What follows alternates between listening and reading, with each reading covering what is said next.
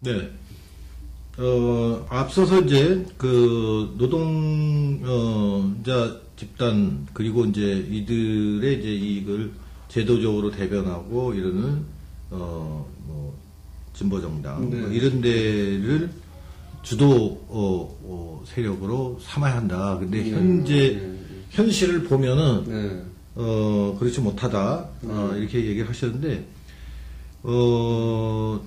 근데 왜 현실적으로 어떻게 보면 네. 이해가 잘 안 가는 것이 그러면은 이 사람들이 능력이나 어떤 뭐 의지나 뭐 이런 면에서 복지국가를 뭐 지향하려는 뭐 이런 게 없는 겁니까? 약한 겁니까?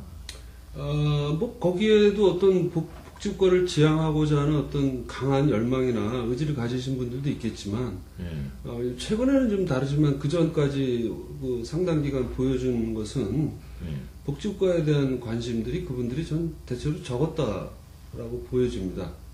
왜 그랬죠? 그것은 뭐 그 전에 한국 사회에서 어떤 한국의 과거 어떤 사회운동 세력들 중에서 어떤 한쪽에 강하게 자리 잡았던 흐름, 서구의 복지국가, 서구의 사회민주주의 하면 그것은 개량주의다 또는 어떤 작은 의미의 개혁주의에 지나지 않는다라고 하는 좀 좌파 근본주의적인 입장 이런 것들이 한편에 자리 잡았다라고 생각이 돼요. 그러니까 이른바 이제 그 사회주의 지지층들 이런 층에서 이제 비판을 그러고서 어떤 그런 것에 대한 노력들을 뭐 그렇게 뭐 글쎄 열심히 하진 않았다라고 저는 생각이 듭니다. 그렇기 때문에 그분들이 어떤 복지국가도 지금 담론 같은 거를 보면은 어떤 사회에서 지금 복지라는 것이 너무나 중요한 의제로 떠오르다 보니까 그 의제를 선도하지 못하고 만약에 옛날부터 그분들이 계속 주도적으로 해왔다면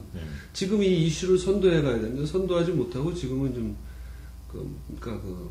백가쟁명식으로 제가 볼 때는 한나라당도 하고 민주당도 하고 또 물론 진보 진영에서도 그 전에 뭐 무상의료 무상교육을 얘기했습니다만 좀 그런 상태가 아닌가 좀 심하게 말씀드리면 그렇습니다. 근데 사실은 이제 그 조직노동자, 그 다음에 또 이제 이들의 그 이익을 대변하는 정당하고는 좀 구별해서 봐야 될 것 같고요. 그렇습니다. 예. 그리고 이제 아시겠지만은, 우리나라에 이제 조직노동자, 이제 비율도 낮지만은 조직노동자들도 굉장히 그 성향이나 뭐 어떤 지향이나 이런 거 로 보면 굉장히 많이 나눠지고 있다고 보는데, 아까 이제 복지국가 지향을 개량주의라고 비판하는 이런 이제 흐름도 있겠지만은, 그런 사람들이 이렇게 많습니까? 그건 어떤 다수가 그런다고 보진 않죠. 그러니까 다수라는 게 어떤 저도 모르겠는데 요즘 우리가 한국의 노동 운동이나 노조의 문제점을 지적할 때 교수님도 아시다시피 지나치게 이제 대기업 중심으로 조직화되어 있다라는 문제점. 그 다음에 안 그런 면도 있지만 상당히 일정 지난 몇 년 또는 일정 기간 동안 경제 투쟁으로 지나치게 간 부분. 그 다음에 경제 투쟁은 임금 인상이라든가 근로조건에서 임금 중요한 인상, 부분이긴 하지만 직접적인 이익에 해당되는 부분. 그 다음에 일부에서 노력을 했지만 비정규직 문제를 정규직이 상당히 어떤 집단적으로는 해결을 못하고 결국은 이제 방치된 문제 이런 것들을 전반적으로 봤을 때 이런 것들이 과연 한국 사회의 노동운동이 선도적으로 전 사회의 이익을 위해서 복지 발전을 주도할 역량이 있느냐 그럴 때는 좀 그렇게 보여지진 않는다라는 것이죠. 근데 이것도 노동복지 그렇게 볼 수 있는 측면 아닌가요? 그건 좀 다릅니다. 그게 이제 대기업 복지 얘기하면 그것이 물론 나머지 국민들이 이제 골고루 같이 잘 사는 거 이런 걸 얘기를 하시거든요. 노동자만이 아니라. 그것은 예를 들어서 물론 중요하지요. 왜 자기 직장의 어떤 임금 인상이라든지 처우가 중요합니다. 근데 문제는 한국에서 그 괴리가 너무 심하다는 것이죠.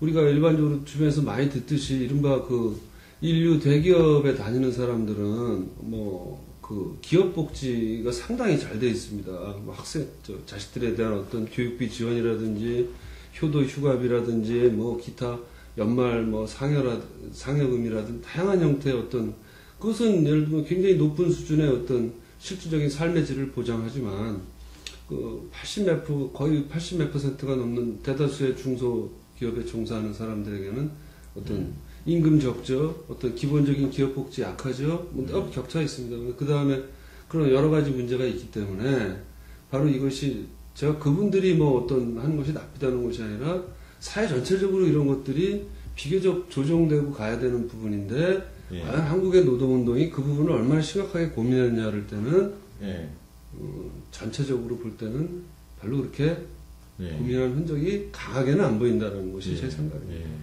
그러면 이제 그런 것들을 좀 더 이렇게 전향적으로 조직 노동자들이 좀 문을 열고 생각을 넓게 하고 뭐 이래야 된다는 얘기로 이제 들리는데 또 한편으로는 이제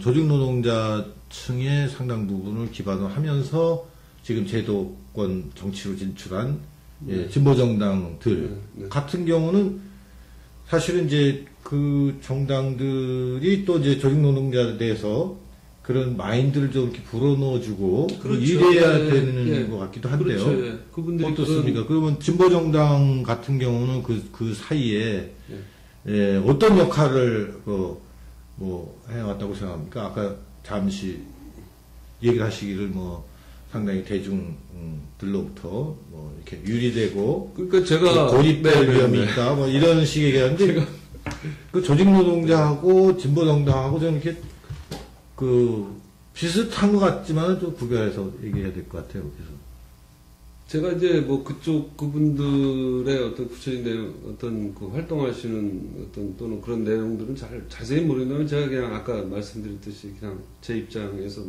바라본 입장에서 말씀을 드리면 진보 정치 세력이 어떤 진보 정치 세력이 있는데 그 진보 정치 세력이 저는 지금 선생님 말씀하신 어떤 조직 노동을 한 단계 더 좀 더 사회 전체의 이익을 위한 쪽으로 좀 더 견인해 낸다든지 그런 부분에 별로 그렇게 크게 성공하지 못했다라고 생각이 되고요. 복지국가나 사민주의는 제가 생각하는 건 가장 기본적인 중요한 원칙 중에 하나가 정치적 민주주의, 정치적 자유, 또 어떤 개인, 이런 부분들인데, 실질적으로 무상의료, 교육을 얘기하면서, 사민주의나 어떤 복지국가는 아니다라고, 어떻게 보면 좀 쉬워 말씀드리면, 겉다르고 속다른, 또는 아니면은, 생각은 어떨지 모르지만, 겉으로 표현되는 것은 결국은 사민주의나 중도적인 유럽식 기준으로 보면 어떤 복지 국가를 지향하는 그런 정당이거든요. 그러니까 어떤 진실된 동력이나 어떤 그런 것들이 잘 안 나온다라는 저는 생각이 됩니다. 그 정당으로서. 이제 알겠습니다. 근데 또 이제 다른 한편에 어떤 사회주의 지향을 하면서 복지 국가 비판을 하는 그런 이제 현실적으로 사회주의가 됐을 때 운영하는 문제 이것도 있겠고 또 한편은 이제 복지국가에 대한 어떤 지지 세력이 많으냐 있느냐 이런 것처럼 사회주의에 대한 경우도 비슷하겠죠. 그러면은 조금 쉬었다가 이 복지국가의 어떤 지금 이제 동맹의 주도 세력에 대해서 얘기를 저희가 지금까지 했는데, 그러면 이제 지지층이라든지 아니면은 이제 동맹 세력으로 이제 주요한 집단들이 어떤 집단들이 있겠는지 좀 이제 몇 개를 좀 짚어보도록 하겠습니다.